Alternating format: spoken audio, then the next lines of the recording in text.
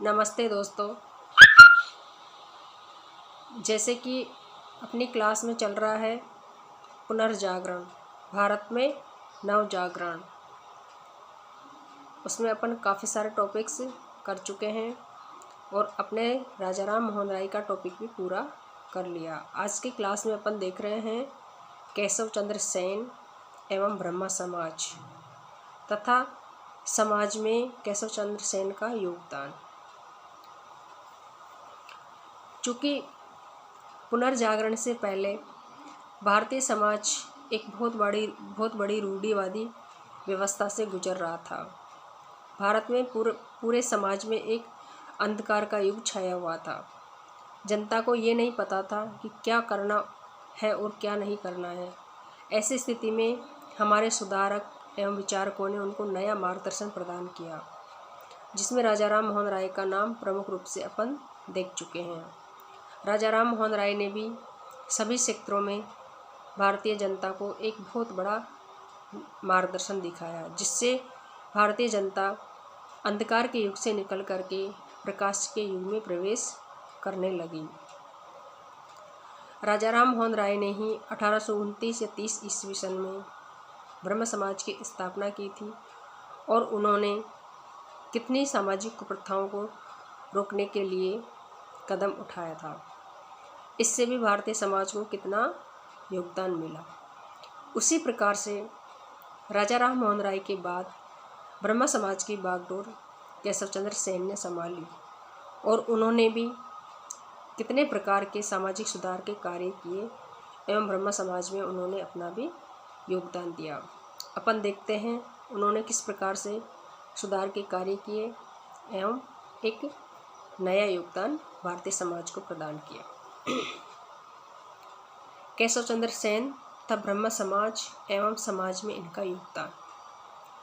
1828 एवं 29 ईस्वी सन में राजा राम मोहन राय ने ब्रह्म समाज की स्थापना की थी तथा 1830 ईस्वी सन में वो इंग्लैंड चले गए थे तथा वहीं पर 1833 ईस्वी सन में राजा राम मोहन राय का देहांत हो गया था।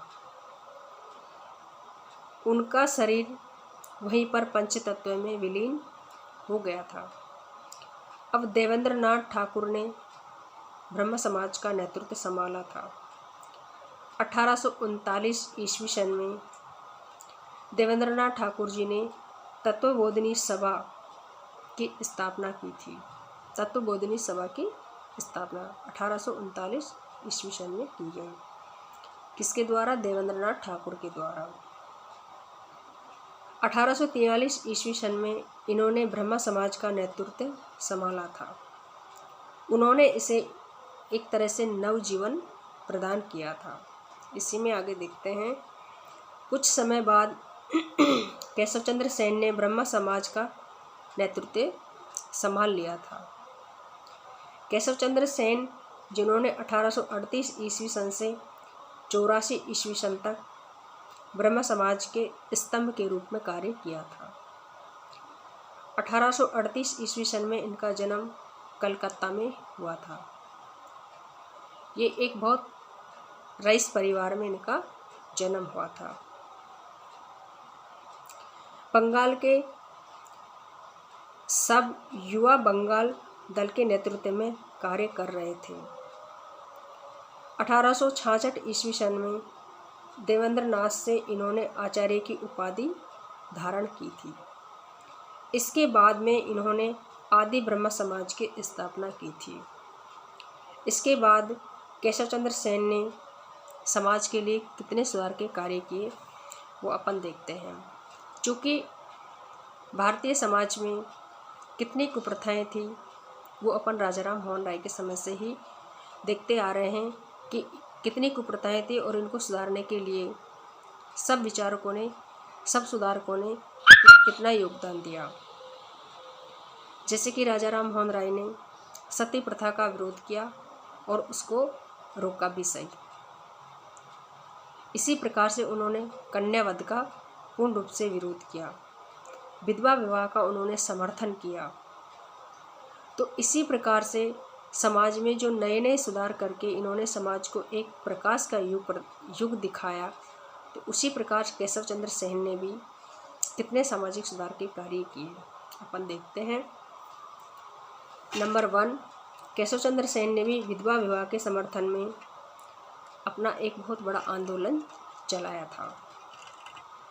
इसके बाद इन्होंने भव विवाह तथा बाल विवाह का घोर विरोध किया था।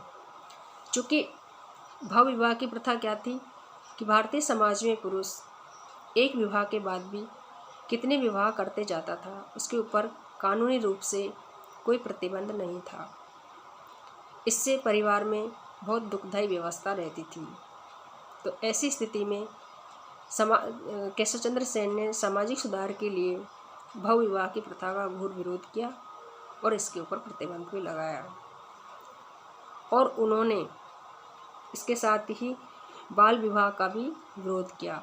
बाल विवाह में भी छोटी आयु में विवाह करने के बाद पढ़ाई की व्यवस्था नहीं बैठती थी और ऐसी स्थिति में समाज में बहुत ज़्यादा एक तरह से अव्यवस्था फैली हुई थी।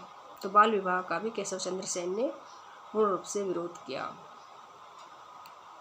हिंदू समाज में इन्होंने पुरोहितवाद एवं जातिवाद का भी विरोध किया। पुरोहितवाद एवं जातिवाद की व्यवस्था भारतीय समाज में फैली हुई थी। अपन ने पहले भी देखा कि राजा राम मोहन राय ने भी इस जाति प्रथा की कुप्रथा का विरोध किया था। चूँकि जाति प्रथा एक ऐसी कुव्यवस्था थी जिससे कि समाज में छुआछूत की व्यवस्था फैलती थी। एक ऊंच नीच की भावना से व्यक्ति एक दूसरे को देखता था, जबकि ऐसी कोई बात नहीं होती है। कोई ऊंचा नहीं होता, कोई नीचा नहीं होता है। देखा जाए तो सभी समान होते हैं। तो इस प्रकार से जातिवाद का भी एक तरह से केशव चंद्र सेन ने पूर्ण रूप से विरोध किया और भारतीय समाज को एक नव चेतना प्रदान की। आगे देखते हैं। केशव चंद्र सेन अवतारवाद में विश्वास नहीं करते थे और अस्पृश्यता को भी वे हिंदू समाज के लिए एक कलंक समझते थे। चूँकि भारतीय समाज में कई जातियाँ थीं, जिसमें कई लोग अपने आप को स्वर्ण और कई लोगों को उन्होंने निम्न समाज के लोगों में बांट रखा था। स्वर्ण लोग थे तो वो अपने आप को बहुत ऊंचा समझते थे और वो निम्न जाति के लोगों से को स्पर्श करना भी एक तरह से पाप समझते थे। उनकी परछाई में भी जाना पसंद नहीं करते थे। उनका हाथ का खाना पीना ये सब वो वर्जित मानते थे। ऐसी स्थिति में केशव चंद्र सेन ने इस अस्पृश्यता की व्यवस्था का घोर विरोध किया। उन्होंने कहा कि कोई ऊंचा और कोई नीचा नहीं होता है, कोई निम्न नहीं होता है। जन्म से ही सब समान होते हैं और इस एक छुआछूत की जैसी परेशानी को उन्होंने दूर करने के लिए समाज को एक बहुत बड़ा योगदान प्रदान किया था। इस प्रकार से अस्पृश्यता को वे हिंदू समाज के लिए कलंक समझते थे और केशव चंद्र सेन ने इन सुधारों को शीघ्रता से व्यवहारिक रूप देने के लिए एक संयत सभा का गठन किया था और 1857 ईस्वी सन में गुडविल सोसाइटी की भी उन्होंने स्थापना की थी। इस सोसाइटी के माध्यम से धार्मिक विषयों पर विचार विमर्श होता था। गुडविल सोसाइटी यानी कि जो धार्मिक व्यवस्थाओं पर समाज को एक नई दिशा प्रदान करने वाली सोसाइटी थी। इसमें धार्मिक विषयों पर चर्चा की जाती थी। इन सोसाइटी के माध्यम से केशव चंद्र सेन ने भी पत्र पत्रिकाओं व अन्य साहित्यिक सामग्री का सहारा लेकर के ब्रह्म समाज का तीव्रता से प्रसार करना शुरू कर दिया था। इस प्रकार से अपन देख रहे हैं कि केशव चंद्र सेन ने किस प्रकार से भारतीय समाज को एक नव चेतना प्रदान की थी। धन्यवाद दोस्तों। बचा हुआ अपन अगली क्लास में देखते हैं।